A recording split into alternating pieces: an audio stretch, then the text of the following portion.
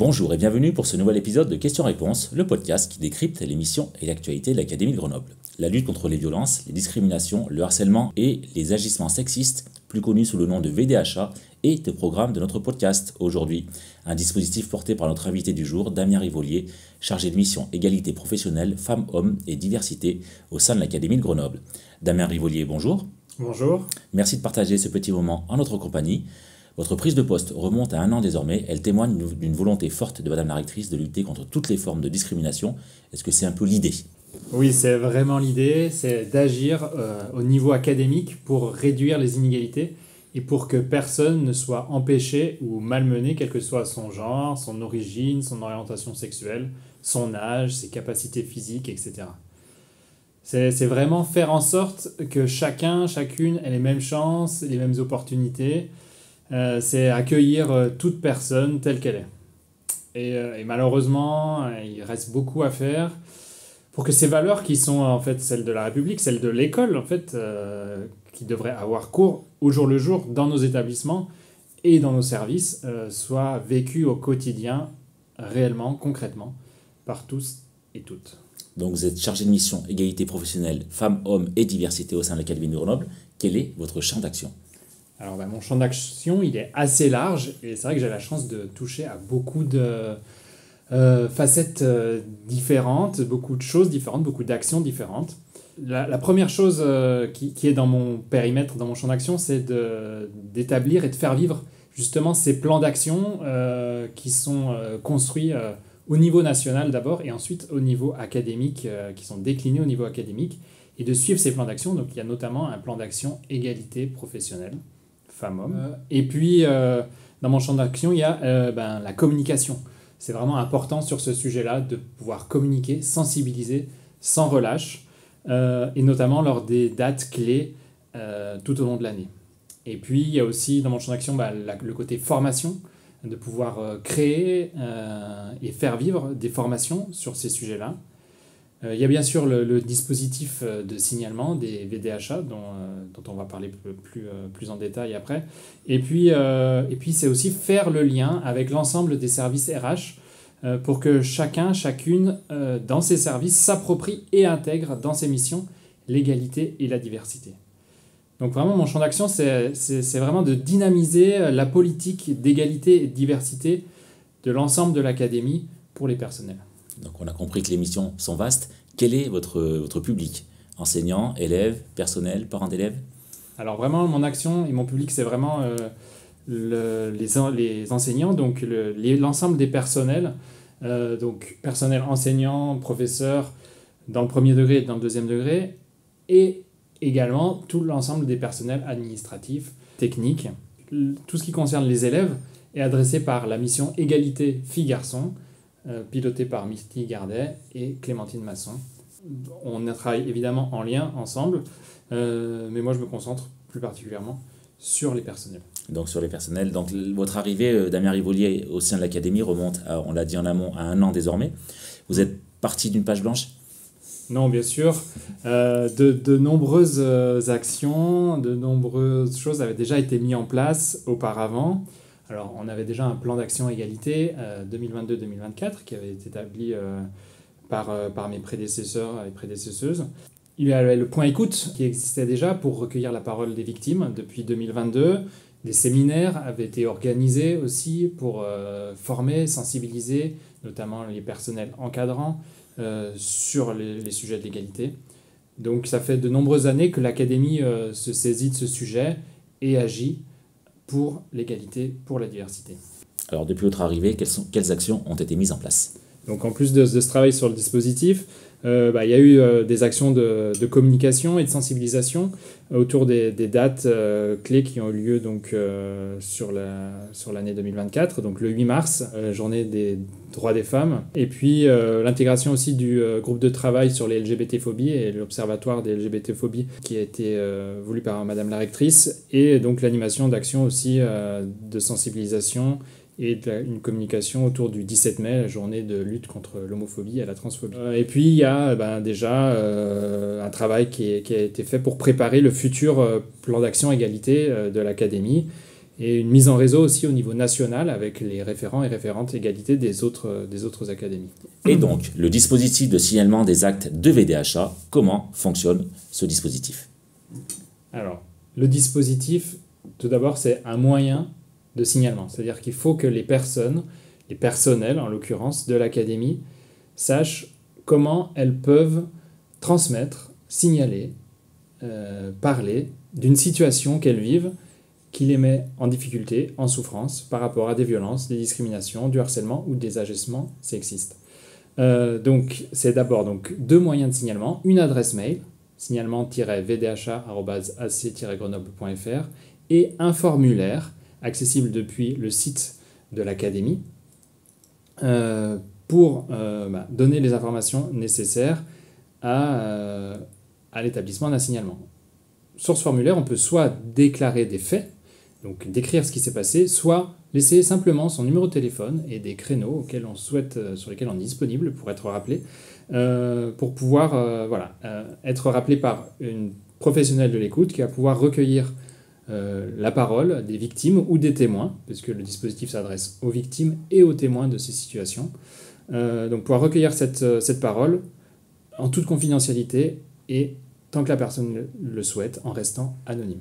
Ensuite, en tant que moi coordinateur du dispositif, je reçois ces signalements, je les lis et, avec attention, et si besoin, on demande des informations supplémentaires pour établir une forme de dossier qui nous permet d'avoir l'ensemble des éléments nécessaires à l'analyse de cette situation. Donc une fois qu'on a les éléments nécessaires pour bien comprendre la situation, on présente l'ensemble des situations qui nous sont parvenues dans une réunion pluridisciplinaire qui réunit plusieurs métiers et plusieurs points de vue nécessaires à l'analyse de ces situations.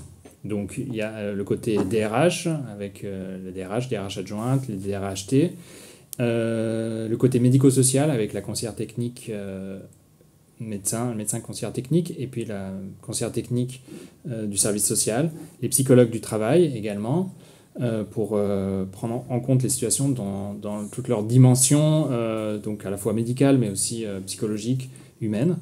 Et puis, pour faire le lien avec les départements, les secrétaires généraux des DSDEN, des départements concernés par les situations, sont également présents et présentes à ces réunions. Donc on discute ensemble de ces situations, on voit ce qu'il est possible de faire et on prend des actions à mener pour soit continuer à investiguer sur ces situations, mieux comprendre ce qui se passe, soit des actions de traitement pour, en lien avec l'autorité hiérarchique et des personnes impliquées, mettre en place des choses et mettre en place des actions qui vont permettre d'améliorer la situation des personnes impliquées, donc les victimes bien sûr, faire en sorte que les auteurs aussi des faits qui ont été signalés puissent être accompagnés, peut-être prendre conscience de ce qu'ils ont fait, ou s'il y a besoin, les mettre...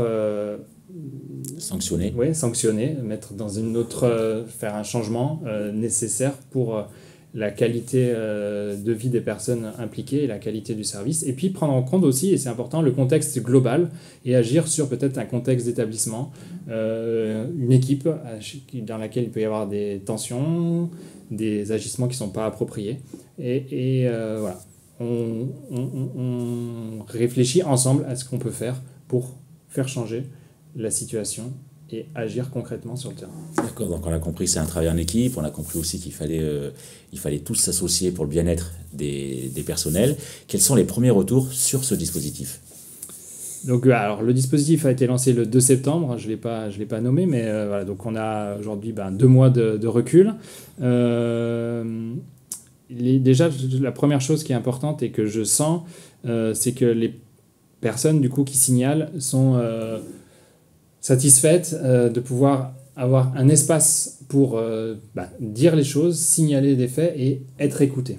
Et il y a eu quelques remerciements du fait de pouvoir avoir quelqu'un à qui parler. Ce qui est difficile pour les personnes, c'est pour eux, il y a souvent un enjeu d'urgence et elles aimeraient que ça aille plus vite. D'accord. Et donc, nous, en tant que dispositif, on fait aussi voir le fait que il y a besoin de temps, malheureusement, aussi parfois pour faire avancer les choses et pour prendre en compte l'ensemble des paramètres des situations. Premier retour aussi qu'on peut dire, c'est que le fait qu'on ait communiqué largement sur ce dispositif et sur son lancement fait qu'il y a plus de situations qui sont remontées par rapport à ce qui se passait avant sur le point d'écoute. Donc ça montre ça répond vraiment à un besoin sur le sujet des violences, des discriminations, du harcèlement et des agissements sexistes, mais aussi sur d'autres sujets. Et c'est ça aussi un enseignement de ces 2 premiers mois, c'est que les personnes se saisissent de ce dispositif pour remonter des situations, des faits qui sont plus de l'ordre de la qualité de vie au travail, des risques psychosociaux.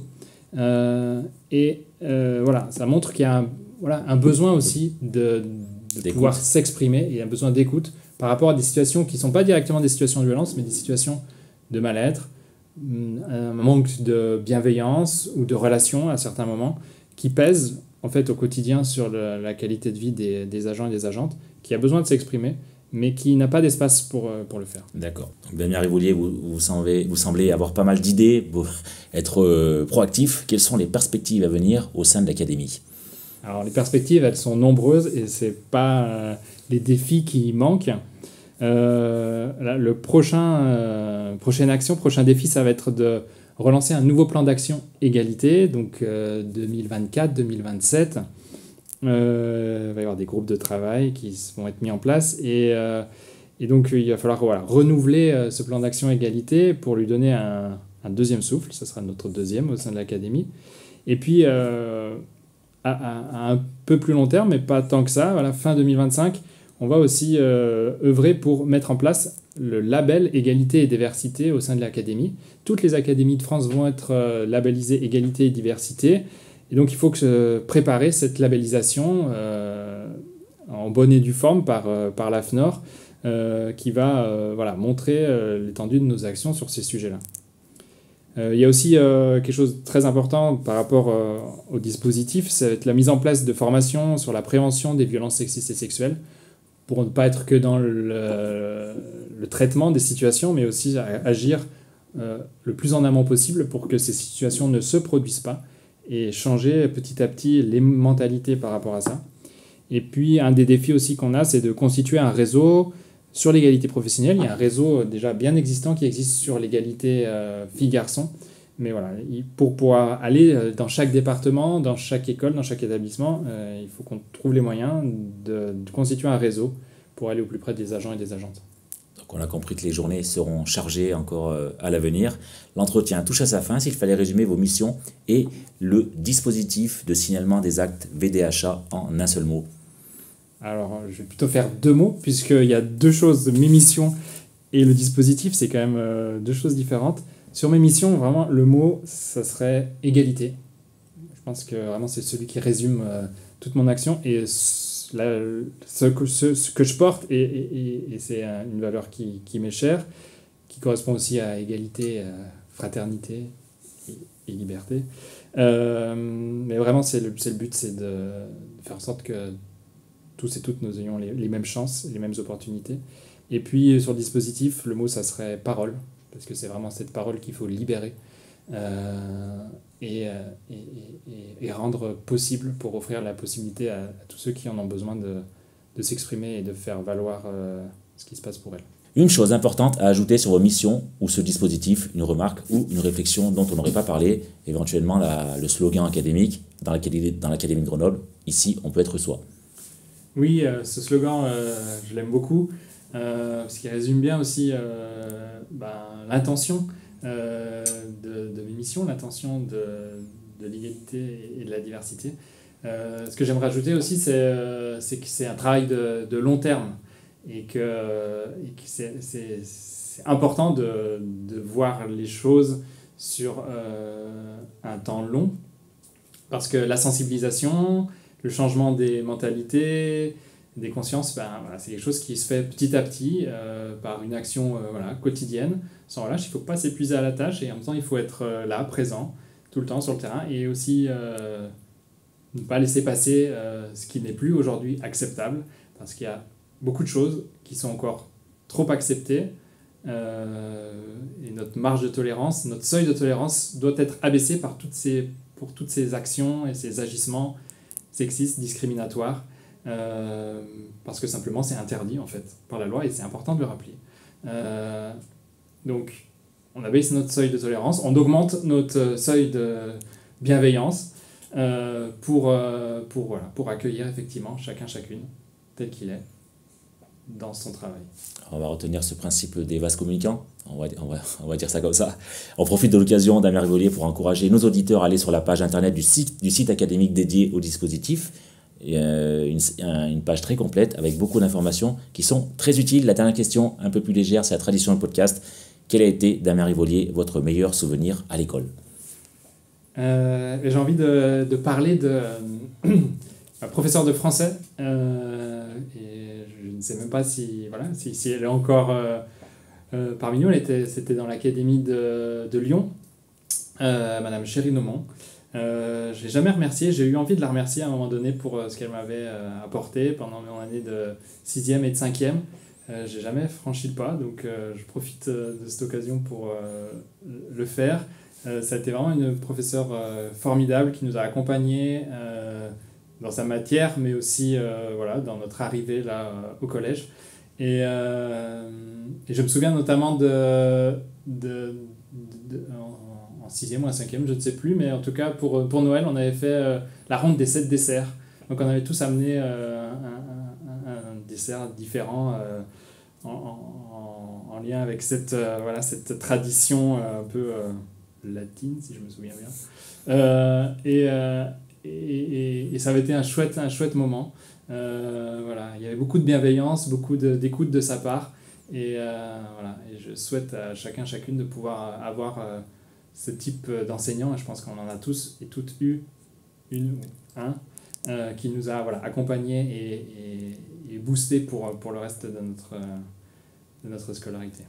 Un enseignant qui nous a marqué, forcément on a tous connu ça. On espère que le podcast passera les frontières de l'Académie de Grenoble pour remonter jusqu'à Camille Lyon et pour transmettre le message. Merci Damien Rivolier d'avoir pris le temps de répondre à nos questions. Le poste de chargé de mission égalité professionnelle femmes-hommes et diversité au sein de l'Académie de Grenoble et les dispositifs qui l'accompagnent n'ont plus aucun secret pour nous. Vous pouvez retrouver cet échange sur notre chaîne YouTube. Abonnez-vous pour ne pas rater les épisodes suivants. YouTube, Instagram, LinkedIn et X, ex-Twitter désormais. Rendez-vous très bientôt pour un prochain épisode de Questions-Réponses, le podcast de l'Académie de Grenoble.